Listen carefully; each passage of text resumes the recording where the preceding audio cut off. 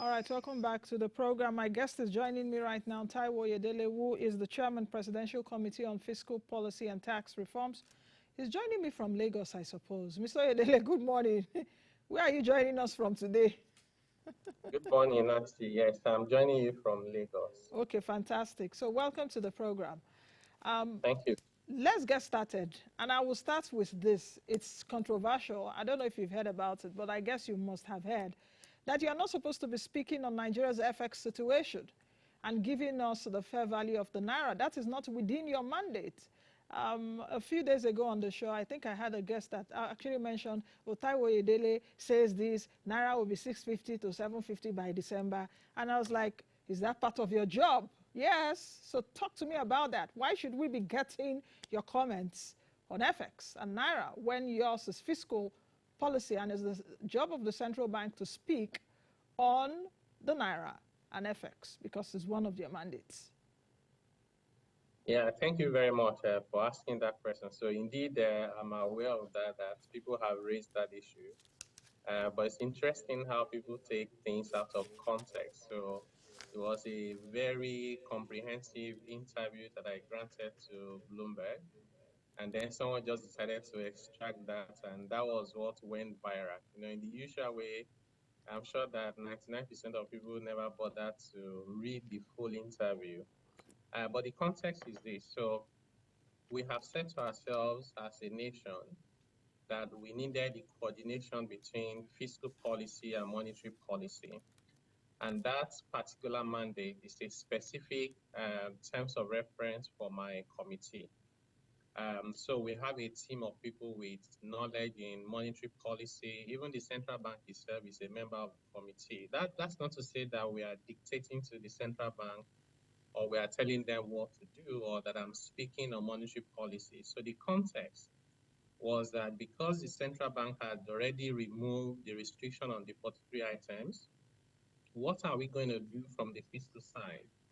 And what we are doing from the fiscal side is those 43 items are actually more than 1,200. When you now look at the HS code, we're going through them one by one and making a policy decision whether to increase the tariffs, whether to reduce the tariff, or whether to retain the tariff as they are. We're also planning to introduce excise tax on foreign exchange transactions outside of the official market. Again, that is purely a fiscal matter. And in all of these, the journalists then asked, this is a package of measures and reforms, which is both monetary and fiscal, but working together.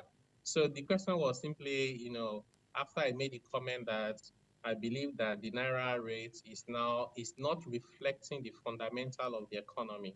And the question was, what do you think should be the ideal rate?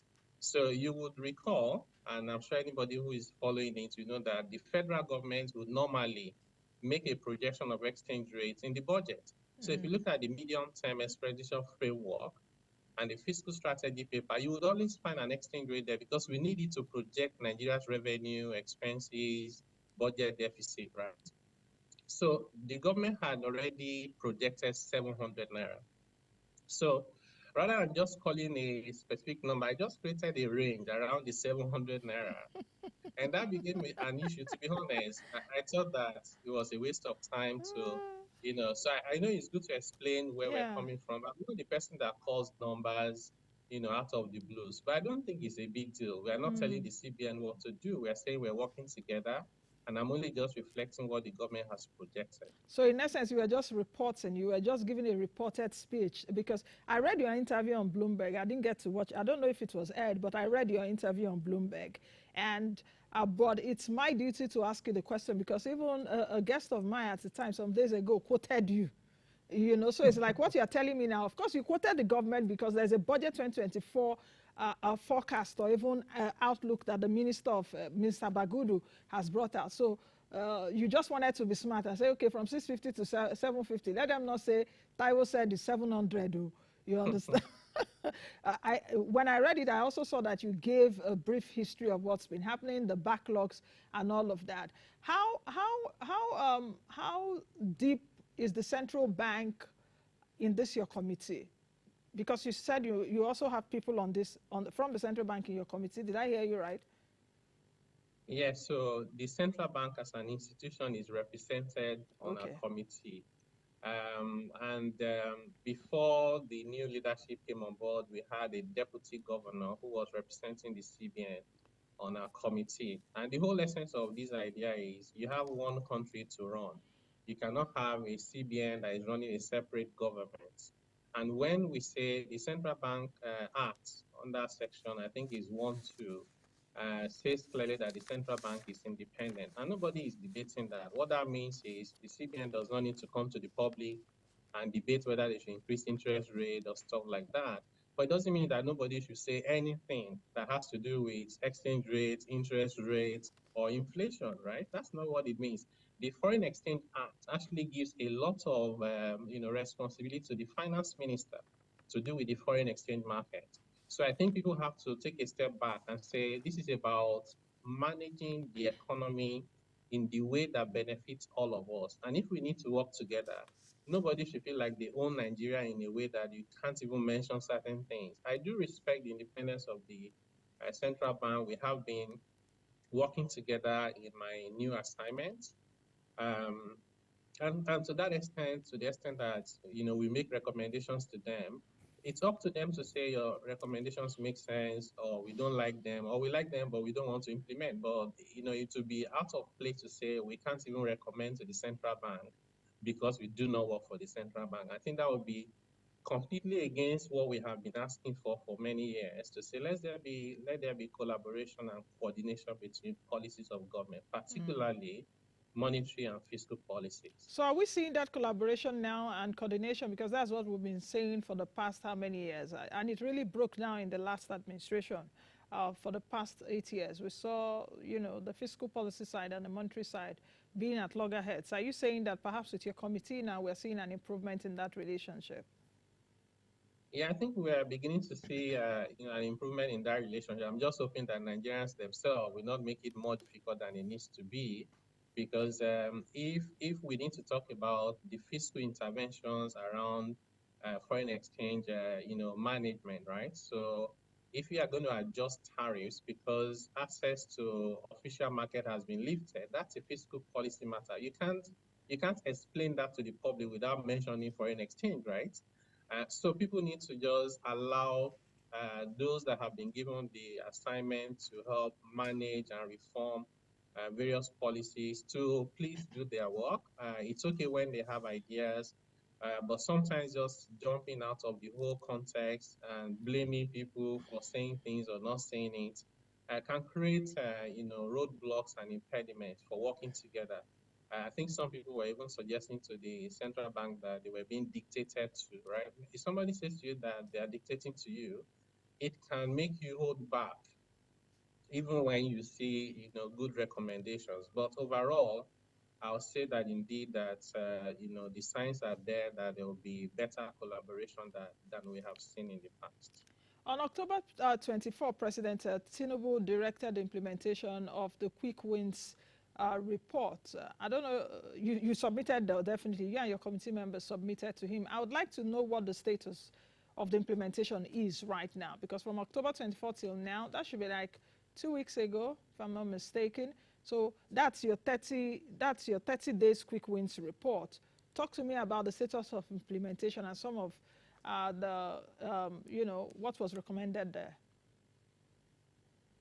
Yes, so we submitted our quick wins report to Mr. President about 2 weeks ago. You're right about that. But the recommendations are quite many. So even the ones that we publish, because we are not in a position to publish the report itself, because that would also create some, bottleneck and impediment for the implementation. It's not at a point where we want to publish everything. So what we did was to extract some of the recommendations in bullet points, and then just circulate that as a way of public accountability.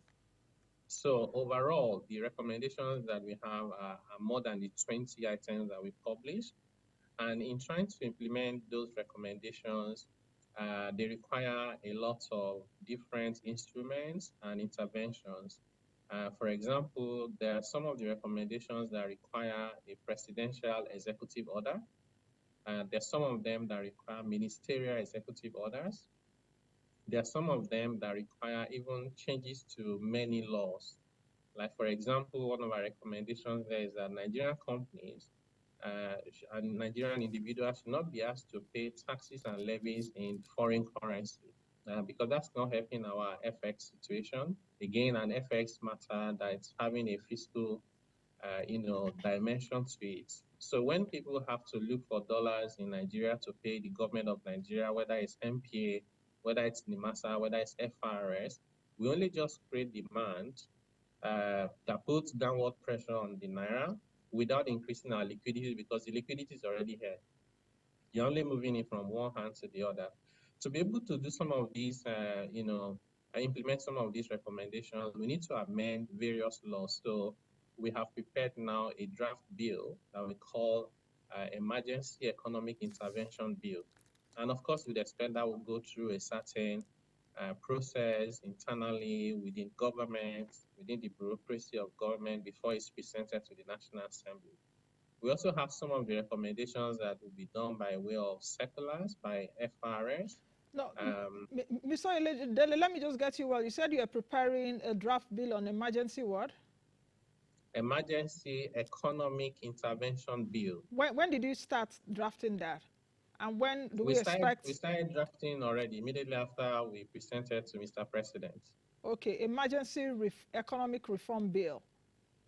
No, emergency economic intervention bill. Okay. Emergency economic intervention bill. Okay.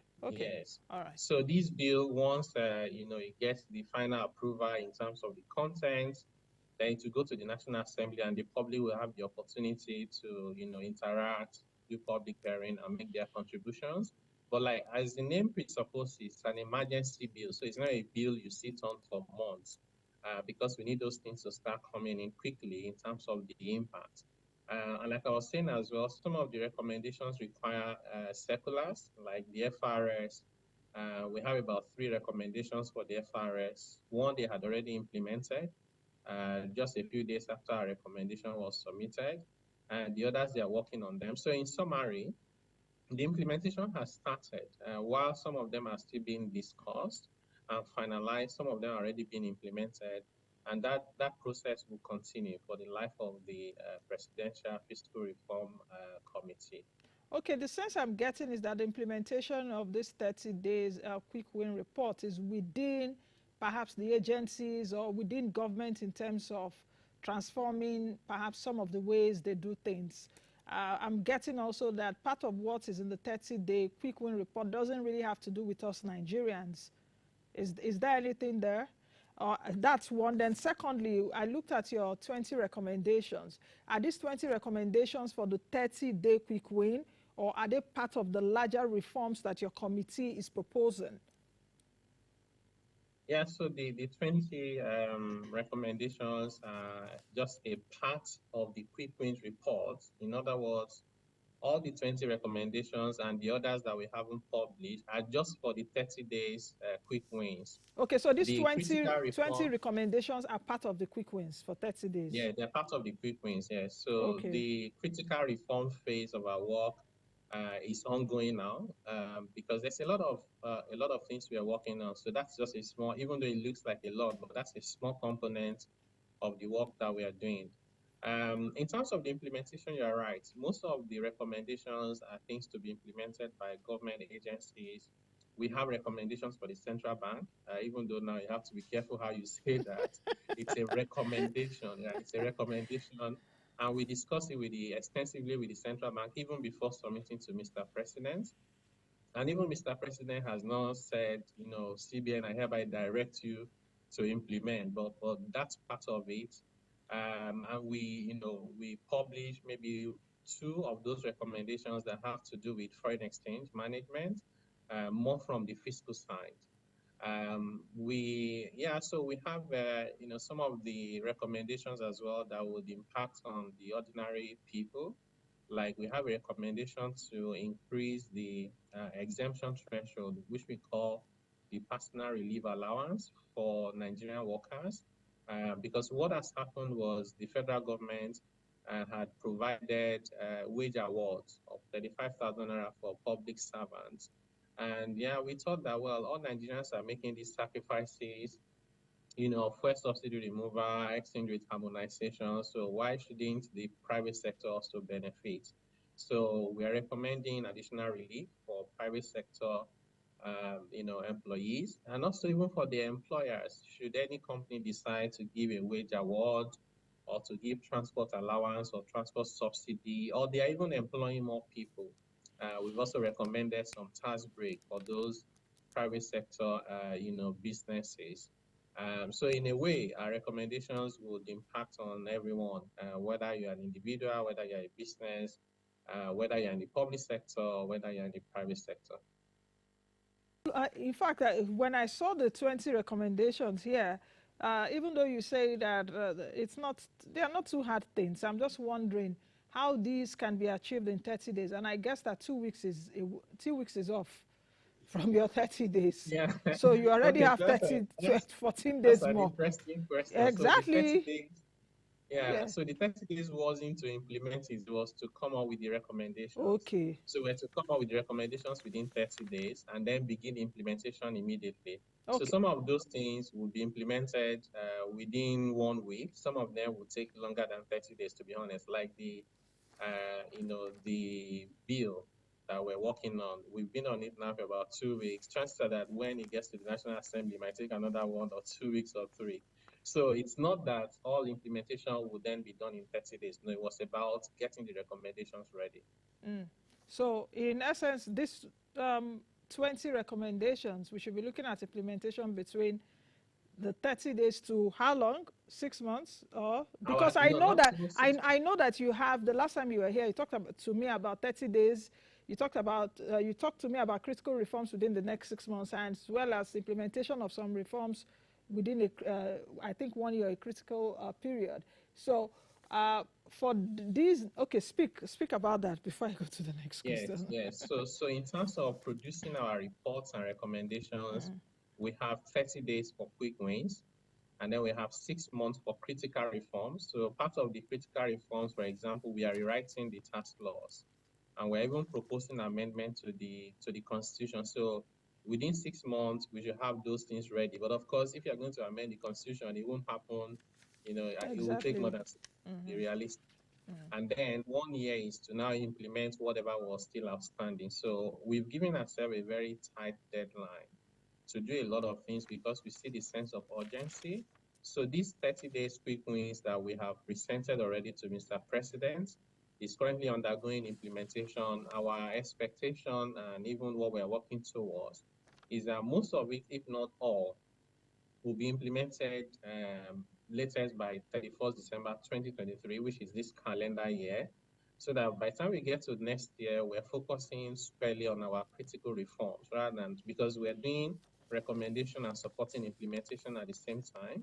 The quicker we can implement our quick wins recommendation, the faster we can focus on the critical reforms, which is already also counting because the 1 month quick win, 6 month critical reform, and 1 year implementation are running concurrently for committee.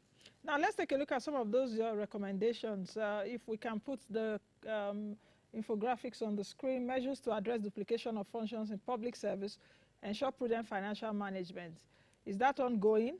Let's just quickly run through them. You talk to me about the status. Yeah, so all of the recommendations are in progress one way or the other. So some of them are the discussion stage with different agencies that need to work on them. Some of them have gone to the level of drafting the implementation instrument. Some of them have already been approved and published. Like I said, one of it by the FRS, and it's already running. So there are different stages, if I may just summarize it that way. Okay, 2, policy signaling and collaboration by MDAs, economic management and policy execution team. We've actually talked about coordination and collaboration getting better now. So I guess that takes care of the number 2. The number 3 not entirely. Not entirely. One of the most important aspects of that recommendation is an executive bill to be signed by Mr. President after all the internal reviews. That actually, I don't want to use the word decree, but that makes it a requirement for there to be collaboration with indication of how we measure that we are collaborating. So you're right, part of it is already happening, but we also want to try and institutionalize that collaboration so that it's sustainable. Use of technology, data for tax to expand the tax net.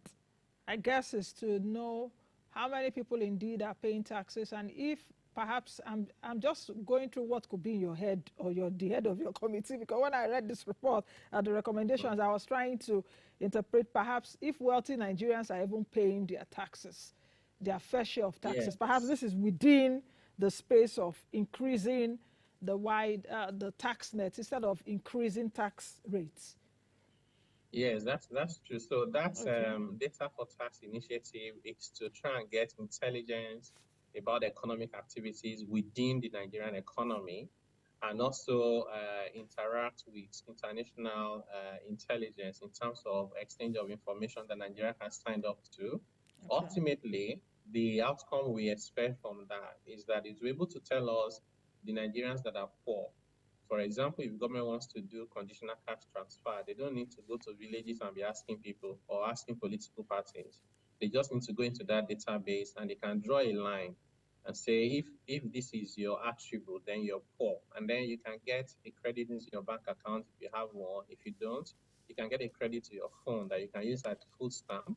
So instead of giving you rice that sometimes doesn't get to the right people, maybe you want yam or beans. Why is government giving you rice? At the end of the day, it might be one bag for a whole village. So it's not just about collecting taxes from everyone. It's about having data for economic management. It would mean protecting the poor people and also supporting them, while at the same time, it will mean identifying the middle class and the upper class and ensuring that they pay the right amount of tax as at when due. Now that takes me to number 11. Let's jump to number 11 since you've come to conditional cash transfer. To facilitate the use of mobile phones for conditional cash transfer and introduce a spending framework for subsidy removal and forex reform windfall, including a national portal to track spending by federal government, states, and local government. Now let me distill my question. First, conditional cash transfer has been launched. The president launched it a few days ago with the Minister of Poverty Alleviation and Humanitarian Affairs. 25K to be paid a month, now 75,000 naira for 3 months. Did the committee work, or is the committee working with that ministry now in terms of achieving this? Because we're talking about not so many people are financially excluded, but many Nigerians also have mobile phones but not smartphones. So I would like to know how that would be incorporated into what the Ministry of Poverty Alleviation is doing. Then is there ongoing work concerning a framework for subsidy removal funds? Because Nigerians are passing through a lot, and the government is convincing us that taking off subsidy is good for us and good for the economy. How has that been? How are you working on that now? So answer those two questions. Yeah, so on your first question about the current conditional cash transfers. So again, because our report was only just presented a couple of weeks ago, the conditional cash transfer, decision and the whole framework were already in progress even before our work started. And then we're not suggesting that we transfer, we use mobile phones that are smart. No, we're saying M-Pesa in East Africa, for example, you don't need a smartphone. So our recommendation is not about a smartphone, because we also, from available data from the NCC, almost every adult, if not every adult, has a phone. It may not be smart, so which means even people in villages can use that. So this is also another area where we needed to work with the monetary authorities. So we had meetings with the central bank to say, while conditional cash transfer is a fiscal matter, how you get it across efficiently, it's a monetary and central bank, role to ensure that we have platforms that we can use for those kind of initiatives, including financial inclusion, that is credible and can build trust between government and the people. Why I'm also asking, Mr. Oyedele, sorry to cut you. Why I'm also asking, because there's an existing register already, the social register, which the Minister of Poverty Alleviation has also said that work is ongoing on that. So my my main question is about collaboration. I agree that, of course, steps were already ahead of these recommendations of number 11 now, but how has your committee been able to engage with the ministry as well as even the Central Bank of Nigeria in facilitating this? Because it's a good idea. You mentioned M-Pesa in Kenya, and I think Kenya is even financially included more than us because they started long time ago. So I'm talking basically about collaboration, you know, that coordination, because you have written it here, number 11. You can as well write it, and nobody's listening. They are not taking it too hard. Yeah. You know what I'm So talking about. I'm just looking at yes, the devil yes. is in the details. Yes. I understand your question. You know that the social register was worked on, some years Yeah. back, including with support from the World Bank. Yeah. So that's already an existing framework for conditional cash transfer and social intervention. That framework does not require what we are recommending. And it would also not be realistic for us to say just because we come up with the recommendation, they will discontinue everything and start thinking and waiting for our recommendation. So I see our recommendation more like the next phase. So it may be that we're able to quickly implement it and we can still use it for this current one. It may be that it cannot be ready in time for this, but you would expect that as we continue to live in society where there will be poor people, this is not something that is one-off. It's done in most countries, even developed countries, where you need to support your vulnerable population. So even if it doesn't work out this time around in terms of using it for the current interventions, it will be useful for the near future. So the answer to your question is yes, we're working together, but the intention is not that we then stop everything we're doing and wait for this idea to be implemented before we can continue. Yeah, I understand you, but I want to disagree with you a bit more.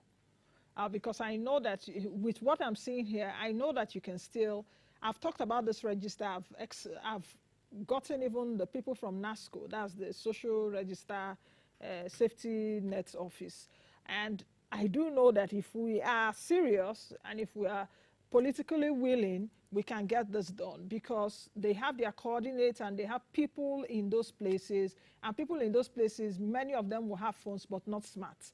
So I don't know, it's something your committee should look at and perhaps engage the Ministry of Humanitarian Affairs and Poverty Alleviation on that. Let's quickly move over to another issue, the suspension of VAT on diesel and tax waivers, CNG Now you conversion. had there was another part of your Okay. question. Oh, okay, the FX reform, the subsidy reforms, yes.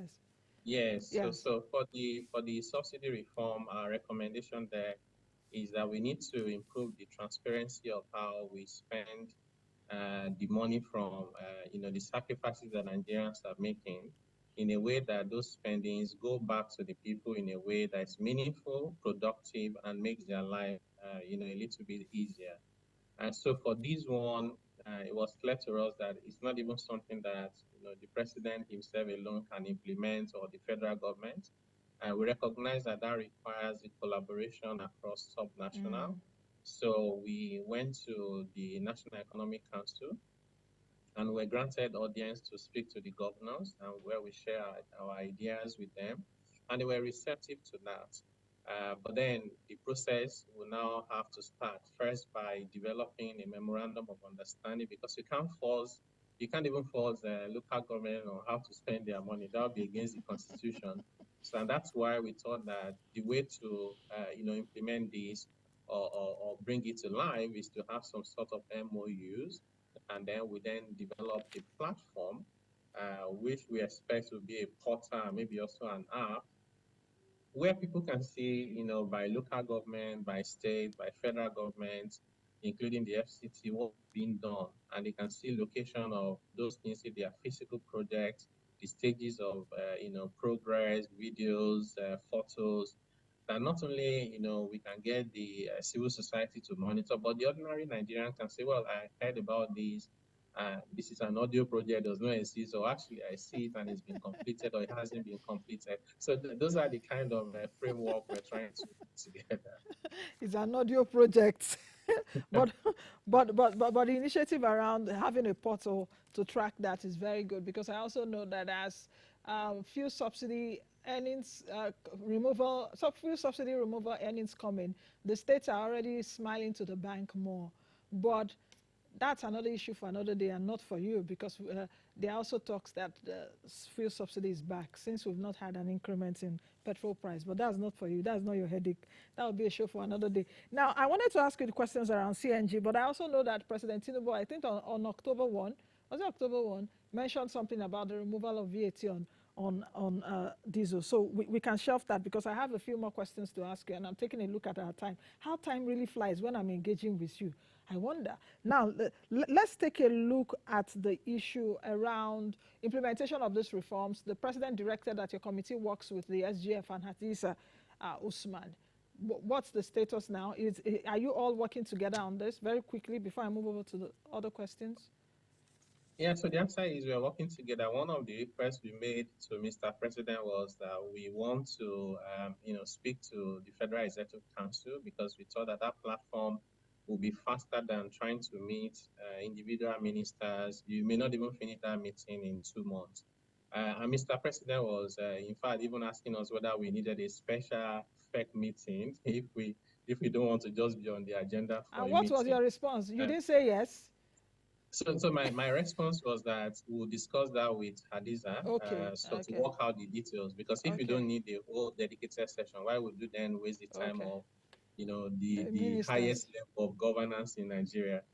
So unfortunately it's not the right word. So I also had some engagement with tax authorities across Africa, outside the country the following week, so I couldn't attend the following FEC. The one after, there was the retreat, and then Mr. President is out of the country. So long and short of it is we haven't met with FEC. But that doesn't stop us from doing the bits we can. So we're engaging with the delivery office headed by Hadiza, Usman, who is also, a very good friend, as well as the secretary to the government as well. Okay. From what you have said now, do you think that the tax to GDP ratio forecast of 18% in 3 years is visible? That's one. The second question also that I'll tie to that will be, how do you target an efficient tax system where you're also building incentives for private sector, a lot of private sector incentives? I hope you understand my question. Then number 3 is, how do you really, especially for us in Nigeria, how can we build a resilient and agile tax system that will adapt to global changes? We're seeing talks around even fintechs, we're seeing AI, e-commerce and all of that. So how do we really build an agile tax system? Very quickly. Yeah, so the 18% tax to GDP ratio is, we think is very realistic. In fact, we think it's conservative. And because we are not targeting conservative, that would be more than 16% average for Africa. Yeah, so the average for Africa is about 16.5%. Yes. But that 16.5% is because of Nigeria. So if you isolate Nigeria and you recalculate it, it's actually about 18%. That's how we got our 18%. So the true average for Africa, if you want to get Nigeria up, it's not 16.5, should be 18. And having said that, because we know that there's significant compliance gap, in other words, there are loads and loads of people who are not paying the right amount of tax. And our focus has been historically too much on the people at the bottom of the ladder. That's not where you get your money from in any country. So the reforms we're embarking upon now are such that we are confident that within the next 1 year and maybe a little over that, we put the structures in place to protect the vulnerable people and small businesses and get everyone else to pay their fair share, and we'll know when they are not paying. Part of that is also for us to do a tax amnesty. So we think the 18% is realistic within the next 3 years. Incentives, yeah, you're right. Incentives are not in themselves a bad thing. It's only how you design and implement them, and whether indeed you are thinking about cost benefit. For every 1 naira we give away, the benefit to our economy should be more than 1 naira. Otherwise, it doesn't make sense. So as part of the work of my committee, we're looking at rationalizing incentives, reviewing them, and reforming the whole system of incentives. We think that we can cut the current level of incentive by more than 50%. So whatever we are giving away now to try and cushion the impact of fuel subsidy on the Nigerian people, we're also quantifying them because we are mindful that we don't want to remove one subsidy and replace it with another one. So overall, the Nigerian people will benefit more and governments will raise more revenue without putting additional burden on people. Because in a way also, if your incentives are not properly designed, not only are you losing money, you create economic distortion such that the people who are highly connected get the waivers. Those of us who don't know anyone don't get the waivers, and we operate in the same market. You can't compete. The last one is around Resilient emerging tax, yes, technology. yes. Yes, digital economy here and there, AI. How are we ensuring that we keep up to date? This is at the core of what we are trying to do, and that's why you see that even in our quick wins report, technology is featuring there very prominently, including the data for tax, including digitizing the foreign exchange market. So those are some of the recommendations around even the government efficiency proposal we have Okay. relies a lot on technology. So indeed, we cannot, go forward by looking back. Okay. It is indeed technology driven for us. Okay, Mr. Oyedele, in just 30 seconds, you call for a memoranda on your social media handles. What are Nigerians supposed to do with it in just 30 seconds? We have to go now. Yeah. Okay, it was not only social media account, we published it in 6 newspapers. Okay, I saw it on Nigerians your are social meant to media. go to a portal, fiscalreforms.ng, and submit using that form or send it physically if they don't have access to the internet, or they can post it. We also have a dedicated WhatsApp account and email account. This is really to engage with the Nigerian people as we go on this reform journey. Okay. Thank you very much. Thank you. It seems that anytime I speak with you, the time is not always enough. We've almost spoken for 40 minutes now. What exactly is happening? I'll have you another day, my friend, and let's take a look at these issues. I still wanted to interrogate those your recommendations, but another day we will do that. Thank you very much for coming on the show. Thank you for having me. All right, I've been speaking with Taiwo Oyedele, who is the Chairman, Presidential Committee on Fiscal Policy and Tax Reforms. That's the show today and indeed this week. Thank you for your company. As always, I will see you all again next week.